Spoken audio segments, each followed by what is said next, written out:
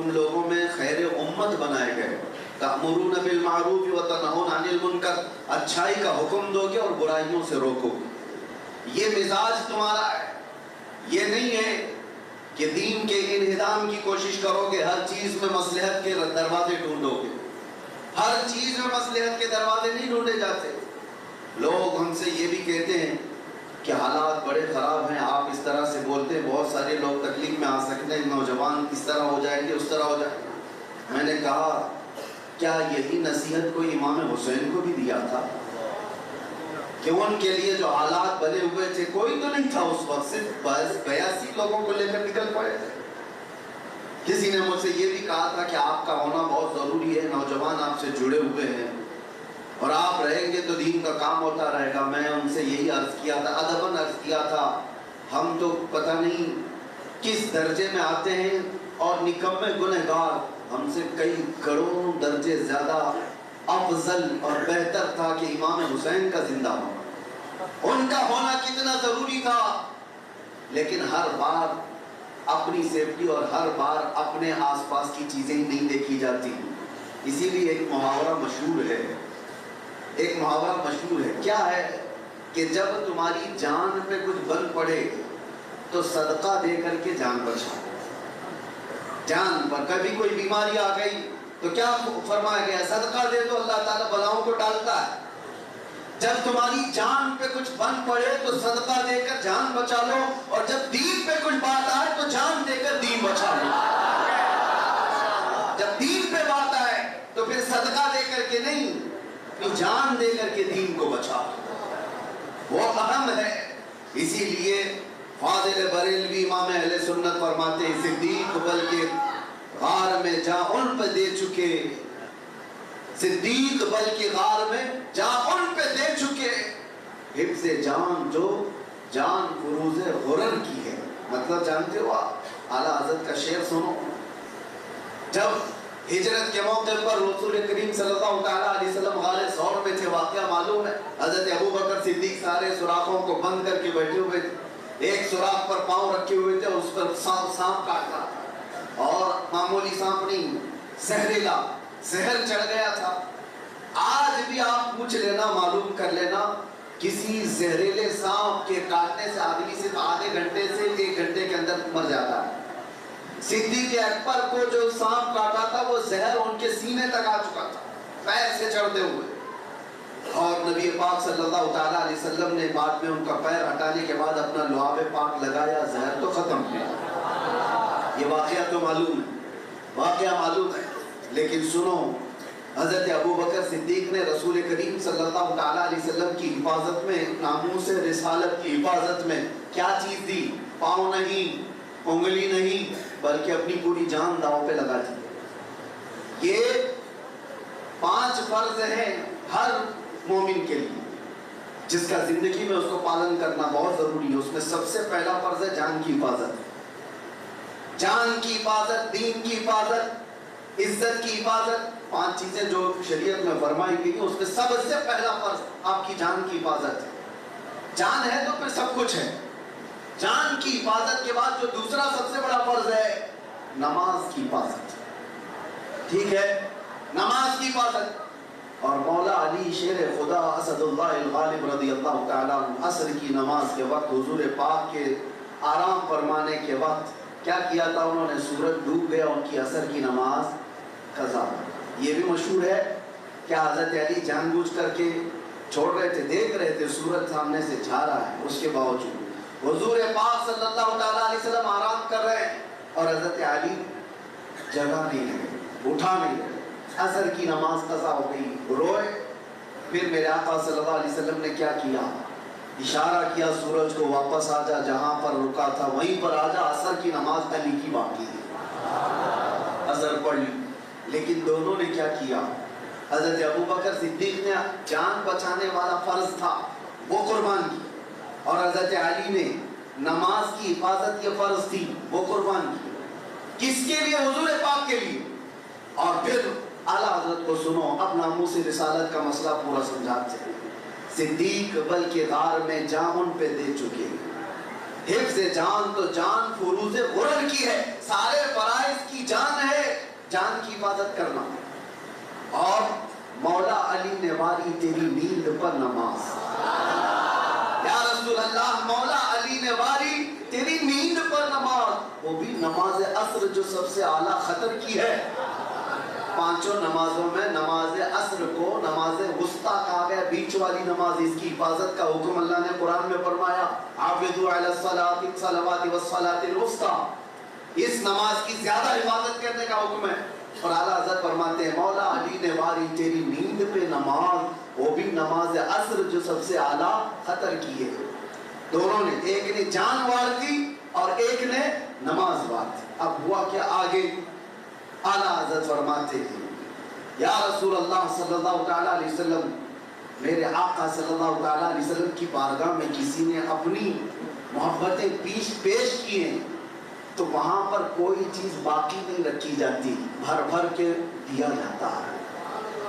بدلا ہی نہیں بلکہ اتنا دیا سرکار نے مجھ کو جتنی میری اوقات نہیں.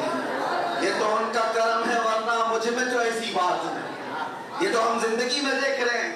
ایک بار کیا حضور پاک کی عزت پر بات کرو, لوگ ٹک ٹک کر کے تمہارا چہرہ دیکھنے لگ جاتا ہے. یہ کس کی عطا ہے؟ حضور پاک کی عطا ہے. صدیق اکبر نے جان وار دی لیکن گئی نہیں جان. مولا علی نے نماز وار دی, ان کی بھی نماز گئی نہیں. ان کی جان بھی بچی ہے, ان کی نماز بھی بچی ہے, گیا کسی کا نہیں. اعلیٰ حضرت فرماتے ہیں تو نے پھیر دی جان اور ان کی نماز. یعنی حضور پاک صلی اللہ علیہ وسلم نے ان کو ان کی نماز پھیر دی اور ان کو ان کی جان پھیر دی. پر وہ تو کر چکے جو کرنی بشر کی ہے, وہ تو کر چکے پر کرنی بشر کی ہے. اس پورے دو واقعے کے بعد اعلیٰ حضرت کہتے ہیں ثابت ہوا کہ جملہ فرائض فرو ہے. فرع کا مطلب سمجھتے ہو؟ ایک اصل ہے, ایک فرع ہے. اصل مین برانچ اور فرع کا مطلب برانچ. اصل کی جو شاخ ہوتی ہے اس کو فرع کہتے ہیں. اور اعلیٰ حضرت کہتے ہیں جتنے فرض ہیں, نماز ہو, زکوٰۃ ہو, حج ہو, جان کی حفاظت ہو, یہ سارے فرائض یہ فرع ہیں, برانچ ہے, شاخ ہے. کہنے کو تو شریعت میں یہ سب فرض ہیں, لیکن اعلیٰ حضرت کہتے ہیں یہ دو واقعے کے بعد تو پتہ چلتا ہے, ثابت ہوا کہ جملہ فرائض فرو ہے, اصل الاصول بندگی استاج ورکی.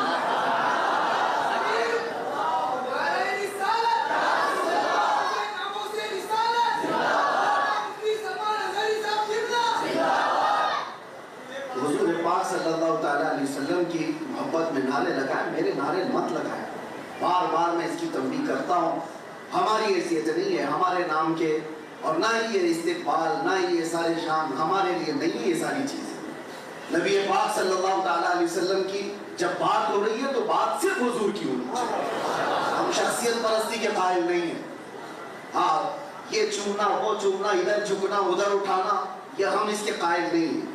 بات اگر بادشاہ کی ہو رہی ہے تو فقیروں کی کیا حال اس میں؟ کوئی بات ہی نہیں ہے.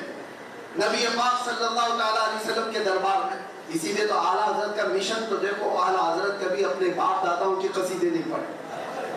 ان کے باپ دادے کم نہیں تھے, وقت کے وہ فہامہ علامہ سب کچھ تھے, لیکن جب قلم اٹھاتے تو یوں کہتے کرو مدح اہل دول رضا, پر اس بلا میں میری بلا, میں گدا ہوں اپنے کریم کا, میرا دین پائنا نہیں. ہمیشہ بارگاہ مصطفیٰ کی تعریف کیا ہے, اسی لیے مولا ان کی تعریف ہر زبان پر آج کرا رہا. آپ بھی اسی طرح اسی ماحول کو باقی رکھو. نعرہ لگے تو میرے مصطفیٰ کا, ہاں لبیک کہا جائے, خوب کہا جائے, یہ تسبیح بھی ہے اور بارگاہ مصطفیٰ کی حضوری بھی.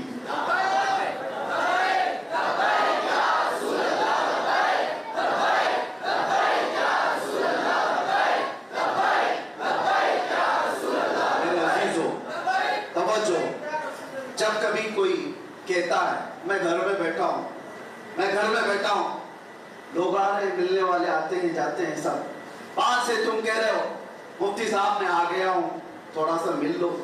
آ گیا ہوں کبھی فون پہ, کبھی دروازے پہ. غیرت ہوگی 2 بار 3 بار تو آ تو جائیں گے, دروازہ کھول کے مل تو لیں گے. کب سے بیچارہ پکار رہا ہے مفتی صاحب میں یہاں ہوں, میں یہاں آیا ہوں. میرے عزیزوں بلا تشبیہ و بلا تمثیل, لبیک یا رسول اللہ کا مطلب یہ ہوتا ہے اے اللہ کے رسول میں آ گیا ہوں، اے اللہ کے رسول میں حاضر ہوں۔ کتنی مرتبہ پکارو گے؟ یہ دنیا والے تو دنیا والے، میرا رسول ایسا غیرت مند ہے، وہ ایک ہرن کے آنسو بھی برداشت نہیں کر سکتا، وہ ایک لکڑی کے رونے کو بھی گوارا نہیں کرتا۔ تم تو امتی ہو جس کے لیے میرے آقا رویا کرتے تھے۔ میرا وجدان یہ کہتا ہے کہ لبیک یا رسول اللہ صرف ایک نعرہ نہیں ہے، یہ اپنے نبی پاک کی بارگاہ میں حاضری کا ایک عظیم تحفہ ہے۔ جس دن نظر کرم ہوگی آقا سے اتنا فرما دے کہ آجا، کب سے تو پکار رہا۔ یہی تو ہمارا مشن ہے یا رسول اللہ، ہر ستم ہر مصیبت گوارا ہے، بس ایک بار کہہ دو کہ تو ہمارا۔ اللہ ہمیں اسی حال میں زندہ رکھے اور اسی پر موت عطا فرمائے۔ آپ خیر امت ہو، امر بالمعروف اور نہی عن المنکر پر جاری رہو، اچھائی کا حکم دینا اور برائیوں سے روکنا۔ آج ضرورت ہے اس معاشرے کی اصلاح کی۔ مجھے اندازہ ہے بہت سارے لوگوں نے شکایتیں کی ان بچوں کو بھی جو ابھی 18 سال کے بھی نہیں ہوئے، ابھی 20 سال کے بھی نہیں ہوئے، اور نشہ کی لت میں گر گئے۔ اور ایسے ایک صاحب ہمارے ابلی کے آئے تھے، وہ دادا ہیں اور ان کے پوتے کی شکایت لے کر میرے پاس آئے تھے۔ کہا حضرت میرا بچہ 4تھی کلاس میں جاتا ہے۔ 4تھی کلاس کس کو کہتے ہیں؟ کتنا ہوگا؟ 9 سے 10 سال کی عمر ہوگی۔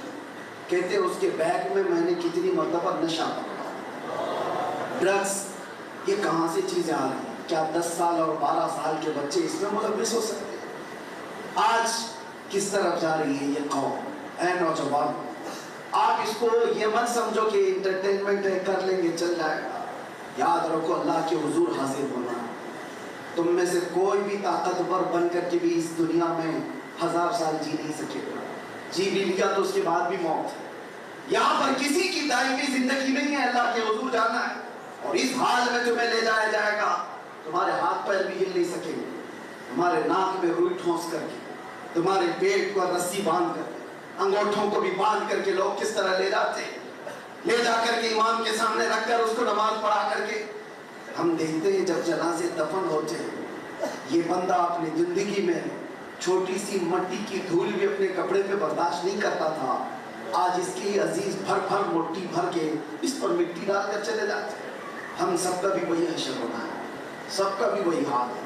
اور اس قبر میں جانے کے بعد کس کو چیخو گے، کس کو پکارو، کس کو بلاؤ؟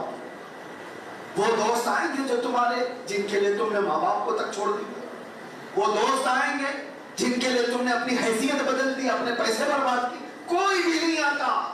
دوستوں کا تو حال یہ ہے کہ ادھر مٹی نہیں بھی تو وہ قبرستان سے نکل گئے، کچھ دیر تک اگر کوئی بیٹھا تو بھائی یا باپ بیٹھ جائے یا بیٹا بیٹھ جائے، باقی کسی کا نہیں ہے۔ دنیا ہے، تمہاری سانسوں کی مالا جب تک چل رہی ہے تب تک ساتھ ہے، یا تمہارے ہاتھ میں پیسہ ہے، منصب ہے، تب تک ساتھ ہے، باقی سب چھوڑ کر جائیں گے۔ جب قبر کی تختیاں بند ہو جائیں اور خوب اندھیرا چھا جائے، اس وقت کوئی نہیں آتا، کوئی نہیں ہوگا۔ تم نے اپنے آپ کو جو برباد کیا اس کے بعد سے اس کی شروعات ہوگی۔ قبر کی زندگی آخرت کی پہلی منزل ہے، یہاں سے پھر تمہارا احتساب، یہاں سے پھر تمہارا حساب شروع ہو جائے گا۔ پتہ تو نے جوانی کہاں کہاں خرچہ کیا۔ میرے عزیزو، اس اندھیری رات میں اگر کوئی آتا ہے تو صرف آمنہ کا لال ہے۔ میرے آقا صلی اللہ علیہ وسلم کی آمد کی بات بتائی جاتی ہے، وہ قبر میں تشریف لاتے ہیں۔ جو نبی پاک صلی اللہ علیہ وسلم قبر میں بھی آئے اور حشر میں بھی ہمارا ہاتھ پکڑے، آج تم ان کا دامن پکڑنے سے بھاگ رہے ہو، آج تم ان کے پیچھے چلنے سے بھاگ رہے ہو۔ آ جاؤ واپس، اٹھو وگرنہ حشر نہ ہوگا پھر کبھی۔ دوڑو کہ زمانہ چال اپنی چل گیا، اپنے محلہ کو نشہ سے پاک کرو۔ دل درد کرتا ہے میرے عزیزوں، میرا ان سے کوئی لینا دینا نہیں ہے، ان نوجوان بچوں سے ہمارا کیا رشتہ ہے؟ تم نشہ کرو گے، برباد ہو جاؤ گے، لوگ تماشا دیکھ کر کے ہنسیں گے اور کچھ نہیں ہوگا۔ ایک چھوٹی سی بچی ہے، جنازے میں حاضر تھا، میں آپ کو بتا رہا ہوں، 6 سال کی بچی، اس کا باپ کینسر کی وجہ سے مر گیا، بہت جوانی میں مر گیا۔ اور کینسر کس وجہ سے؟ نشہ کی وجہ سے۔ اور اس کی بچی نے ایک بار مجھ سے جو سوال کیا، آج تک دل پہ لگتی ہے بات۔ کہا کہ حضرت آپ تو بتائیے، ہم تو چھوٹے ہیں اور میری ماں اکیلی ہے، ہمارا کیا قصور ہے جو ہمارے ابا اس طرح کر کے چلے گئے؟ ہمارا کیا قصور ہے، ہمارا کیا، پوری زندگی ہم بغیر باپ کے ہی رہیں گے؟ اس بچی کے وہ جملے آج بھی چبھتے ہیں۔ میں نوجوانوں سے پوچھتا ہوں، تم کس پر ظلم کرو؟ تمہارے ساتھ کتنی زندگیاں جڑی ہوئی ہیں، کتنی زندگیاں جڑی ہوئی ہیں، تم اپنے انٹرٹینمنٹ کے لیے، اپنے عیش کے لیے کتنوں کو برباد کرو؟ ان کی زندگیاں نہیں ہیں جو تمہاری آس پر جی رہے ہیں؟ تمہارے بچے ہیں، بھائی ہیں، بہنیں ہیں، کتنے لوگ تمہارے انتظار میں ہیں۔ میں جانتا ہوں کتنے ایسی مائیں انتظار میں، کتنے تو نوجوان جیل میں اسی طرح سے دیکھے گئے جو ناحق ایسے کاموں میں مبتلا ہو کر جیل کی سزائیں کاٹ رہے ہیں، اور ان کی مائیں 2-3 گھنٹے باہر گیٹ پر بیٹھی رہتی ہیں، دھکے کھاتی ہوئی، دھوپ میں، بارش میں، سب جگہ ان کو دیکھ کر کے بھی ترس آتا تھا، اور وہ مائیں انتظار کرتی ہیں بیٹا صحیح ہو کر کیا جائے۔ ہم نے اپنی حیثیت کے مطابق جس کو جتنا اصلاح کرنا تھا وہاں اصلاح کیا ہے، لیکن آپ کو میں یہ بات بتا رہا ہوں کہ تمہاری زندگیاں صرف تمہارے ماں باپ، بھائی بہن اور بیٹوں سے ہی نہیں جڑی ہیں، میرے مصطفیٰ سے جڑی ہوئی ہیں۔ آپ روئے مازن نام مصطفیٰ، ہم سب کی عزت آپ مصطفیٰ کے نام سے۔ اور جب میں یہ بات پڑھتا ہوں تو رونگٹے کھڑے ہو جاتے ہیں۔ میرے آقا نے جو فرمایا، تمہارے تلووں میں کانٹا بھی چبھے تو مجھے اس کا درد ہوتا ہے۔ کون ہے جو ہماری ان غموں کو سننے والا؟ کون ہے؟ میرے مصطفیٰ کریم صلی اللہ علیہ وسلم کے علاوہ تمہیں پتا ہے ملک الموت جس وقت میرے آقا کی روح لینے آئے تھے، اس وقت میرے آقا نے یہ نہیں کہا کہ نزا کی تکلیف اتنی ہے، بلکہ یہ پوچھا، اے اسرائیل بتا کیا یہ تکلیف میری امت کو بھی دی جائے گی؟ جب ملک الموت نے کہا سکرات سے سب کو گزارا جائے گا تو حضور کی آنکھوں سے آنسو نکل آئے۔ یہ نہیں پوچھا کہ میرے گھر والوں کو بھی تکلیف ہوگی، نہیں، بلکہ میرے آقا نے فرمایا کیا میری امت بھی اس درد سے گزاری جائے گی؟ آپ سے میں کہتا ہوں جو نبی، اسی لیے اعلیٰ حضرت کا میسج یہی تھا، جو نہ بھولا ہم غریبوں کو رضا، یاد اس کی اپنی عادت کیجیے، یاد اس کی اپنی عادت کیجیے۔ آ جاؤ اے نوجوانوں، بارگاہ مصطفیٰ صلی اللہ علیہ وسلم کی اس عظیم چھاؤں میں جہاں پر پڑھنے والے اپنے آپ کو آسمان کے ستاروں تک پہنچا دیتے ہیں۔ آپ کو پتا ہے ایک عرب نے آدمی کا بول بالا کر دیا، خاک کے ذروں کو ہمدوش ثریا کر دیا، خود نہ تھے جو راہ پر اوروں کے ہادی بن گئے، کیا نظر تھی جس نے مردوں کو مسیحا کر دیا۔ آج بھی اس دربار میں آنے کی تمہاری دیر ہے، شرما امت، جن لوگوں کے دہلیز پر تم نے گھنٹوں گزارے ہوں گے، اس نیتا، اس آقا، اس مالک، لیکن ملا کیا؟